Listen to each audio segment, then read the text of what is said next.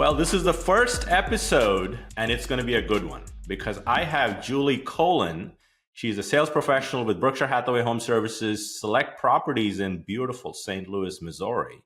Julie and I go way back, and she's got a marketing brain that I think will come out in this podcast. So welcome to Real Estate AI Flash, Julie. Thank you, Rajiv. Glad to be here.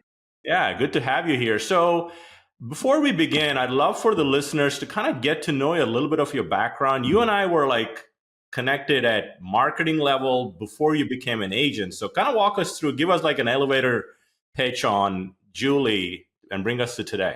Yeah. So funny enough, I was a criminal justice major, and in college, I was an agent's assistant, which kind of got me into real estate. Always loved the marketing side of it. Once I graduated, I just stayed with the company and ended up being kind of an administrator, working my way up to the marketing department for select properties here in St. Louis. And then 2017, decided, you know what, I'm doing the marketing for all these agents. Why don't I do it for myself? And jumped into sales and haven't looked back since. Nice. So you've been a real estate agent 7 years now. Yep. And you're also part of what I think is the best rising star group in the industry with the Rethink Council for Berkshire Hathaway Home Services. They are our future legends, creative minds. So you get a lot of the best of the ideas. So can you imagine we're in October now, and then it's like 2 years, almost 2 years now to the ChatGPT anniversary, Thanksgiving of 2022. So what was your first aha moment with AI? Yeah. So I feel like I was a slow burn with ChatGPT. Yeah. And I remember really connecting with, I think you did a podcast like back in February, maybe, that talked about custom instructions for your ChatGPT. And I was in the car, and as soon as I got to the office, I went straight to it and I was like, oh my gosh, I don't have to reintroduce myself every single time. So I did that, and then I was like, oh, forget it. I'm doing the paid version. And I hopped in there, and it saved me, just that little thing saved me so much time, as I was using it at a very surface level at that time. Yeah, for sure. So, a lot of people, I believe there's going to be a separation season over the next 2 to 5 years for agents. And I call them agents that are not using AI. And then the middle category is the biggest category in my mind. There are basic AI use, like ask ChatGPT a question or two here and there. And then people that are going to be skilled with AI. And I think that's a journey that some agents are on. And I'm committed to kind of doing like a real estate AI academy online certification. Nice. Coming soon, by the way. Yeah. That is going to make them skilled with AI, learning tools and embracing things and understanding how to responsibly take on AI, because AI is not going to replace you. It's going to truly amplify your efforts, right? And that's really the human-centered approach to AI. So I'd love for us to dig in. You and I were talking the other day, and there were some standard things you were doing, but there were also some out-of-the-box things you were doing that I think agents listening to this would get a kick out of to try. So let's talk through, what are the specific use cases that you're using AI for? Yeah. So I do have that marketing background, but there are definitely days that I don't have a marketing brain at all. So I actually use it to kind of make the juices flow, I'd say, and just gift ideas for my clients. I can just give a little background to ChatGPT and throw me some gift ideas that are personal for them. And it's crazy what it comes up with. It's why didn't I think of that? Another thing that I actually use this on a personal level is I threw in my mom's estate docs into ChatGPT, uploaded those, and we found actually a very significant error in it. And I thought, holy cow, for it to be able to bring that information out. Of course, I had to ask it lots of questions to get to it, but that for us, for our family personally, is going to save us so much time down the road of, once she does pass, that, it's not going to be a big issue. So with that, after doing that, I realized when I'm dealing with estate docs and stuff like that of sellers, I'm able to just throw in all their docs and just ask it, who are the parties to the contract if we go to sell this home? Because a lot of times they don't know. They may think it's them because they're the oldest, but really legally it's not them. So being able to like that quick information and having it, read through all those documents is just such a time saver, I think. The other thing that I really love is, KCM has some amazing graphs that they throw out 100%. monthly. Yeah. And I love to, go through the graphs myself. And then I will upload them into ChatGPT and just say, hey, give me a video script. Here's kind of the point I want to take out of this. Perfect. Yeah. And, it gives me my whole video there. Yeah. 100%. So, a lot of people have used ChatGPT text to text, like ideas, like that's where you Yeah. begin. But I think what I'm hearing is you've sort of elevated a little bit to text to document, like Yeah. document intelligence. I mean, just imagine contracts. Again, Oh, yeah. standard disclaimer: don't upload anything to ChatGPT that is confidential, that you don't want the model to learn from. But asking it questions, interacting with documents, and then images is another. Yeah. I think it's an underutilized feature in ChatGPT. It's available for free, the free users. You don't need the paid one to do it. But that's a great one. I remember doing my first interaction. I should tell you, Julie, is funny. So my daughter likes Banza pasta. I mean, she's big into protein and stuff. So whenever she comes, she makes Banza pasta. So I took a picture of the Banza pasta she made. And when you look at it, unless you're like a pasta connoisseur, you would never know it's Banza pasta. And I'm not a pasta connoisseur. She is. I uploaded to ChatGPT and I said, give me a recipe for this. And it spit out 100% exactly. Get 3 boxes of Banza pasta. I mean, it just went through the thing. So the next time when you're eating a meal somewhere at a good restaurant, take a picture of the food, And to your point, though, I think it's important for agents listening to this podcast to understand AI is not just a business tool. Clearly, it's one, but it has helped you personally as well. So if you embrace it personally, you become more comfortable with AI to kind of embrace it professionally and see the benefits, right? Yeah. You're seeing the same thing, Julie? Yeah, absolutely. I just had I have a listing that's kind of further out of my area, but an agent wrote a contract on that listing, and they actually use different forms than us. And I was able to take his sale contract and throw it in and ask, of course, I try to read through it, but I know I'm missing something or I can't find, where's my title and survey deadline, all of that. I was able to throw it in there and just ask those important questions like, give me all my deadlines, where are all my dates, what exactly is this saying about, escrow, all of that.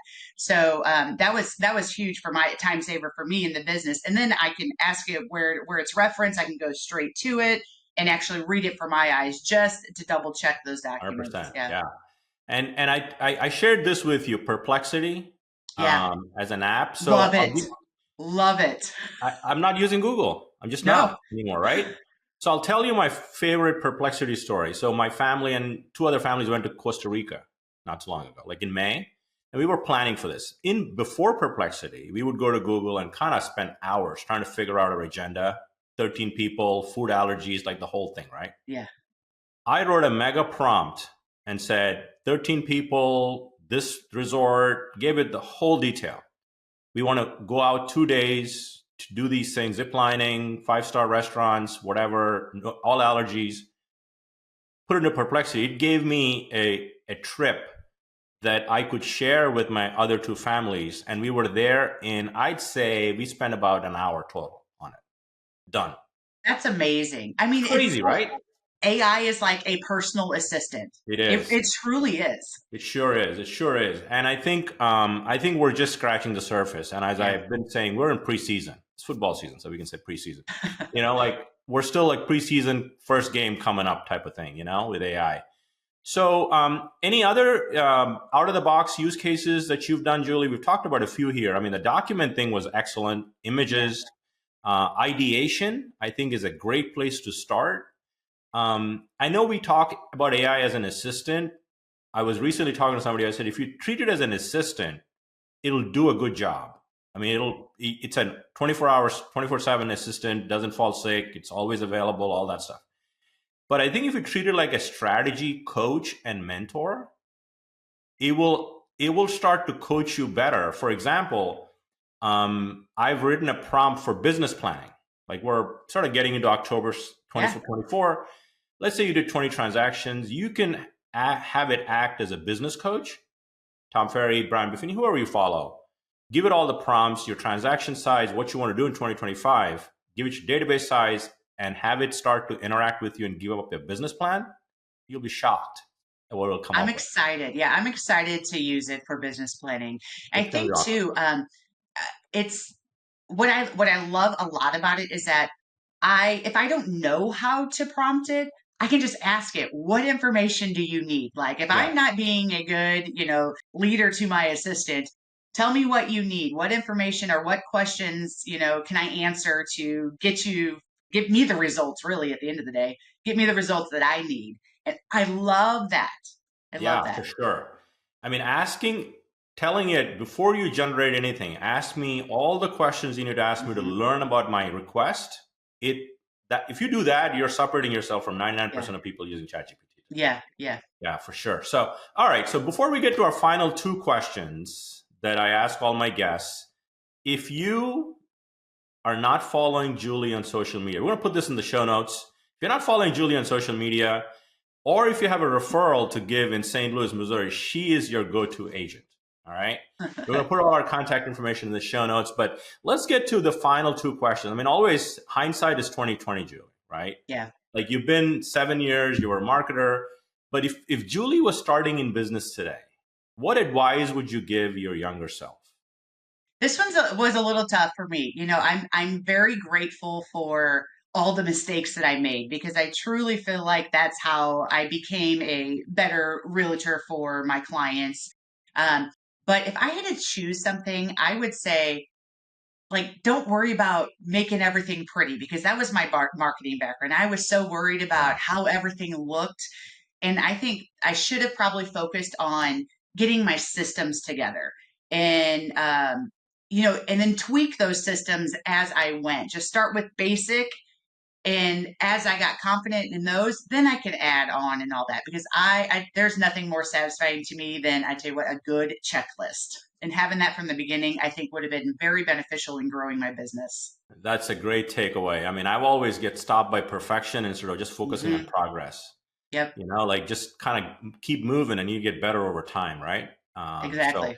that's great. So, I'm a big believer in books. Like if you've never, I'm going to share one for you. So if you've not read this, Unreasonable Hospitality, Ooh, I haven't. go, it is absolutely transformed how you interact with, especially for real estate agents. It's my go-to book of the year. But the question is, what is Julie's go-to book that you feel like has impacted your business the most that agents should read? My book is, and this is not a real estate related book whatsoever, is Total Money Makeover by Dave Ramsey. Oh, wow. I kind of stumbled upon that, I'd say in 2019, 2020, and it completely changed my life personally, my family. And now I have brought in those principles into my business and actually run my business like a business and being able to, financially know where I am. There's so much freedom outside of the money, just having that peace of mind about finances, it's completely changed my life personally and in my business. 100%. And it's hard, right, Julian? Once you read a book that affects you personally, it'll spill over into your professional life. 100%. Absolutely. And vice versa, Absolutely. right? I mean, it's not like there's no walls anymore between the two in terms of life skills and things of Yeah. that And nature. what's funny is that it actually changed the way I do business a little bit, like doing buyer consultations before I Yeah. even take them out. And somebody is hard for money and really wants to get a house. It's like, hey, it's okay if we're not ready today. Like, let's coach you up for 6 months until you are financially ready because we want a home to be a blessing, not a curse to your family. So Yeah. I have a last question that we've not talked about, which is what is Julie most excited about going forward? I am most excited about, okay, so right now, currently today, I'm most excited about um, hiring an assistant. I went to the Berkshire Hathaway explosion in Omaha, Yeah. and I went into that um, with needing a little clarity on what do I need to grow my business. And though I have a marketing background, I don't have time to do it because I need to Don't. like work on my business. So I went into that looking for clarity and came out ready to freaking run with it. And I here soon am going to be hiring a marketing assistant, and I'm so pumped about it. And they're more knowledgeable than me, which I love. That's right. Yeah. So, Yeah. yeah, That's awesome. You know, and I've heard this a long time. If you don't delegate, you're going to stagnate, right? I mean, we need to absolutely. find the Yep. right people to delegate, whatever those things are, finding systems that work for you. So I'm so Yeah. excited, Julie, that you took the time to join us on the podcast. You were Thank you. awesome. And Julie was amazing on the podcast today. You know how you can be amazing? You can like the show, subscribe to our YouTube channel, and share it with a fellow agent that could benefit from what Julie said today. With that, we'll see you next week.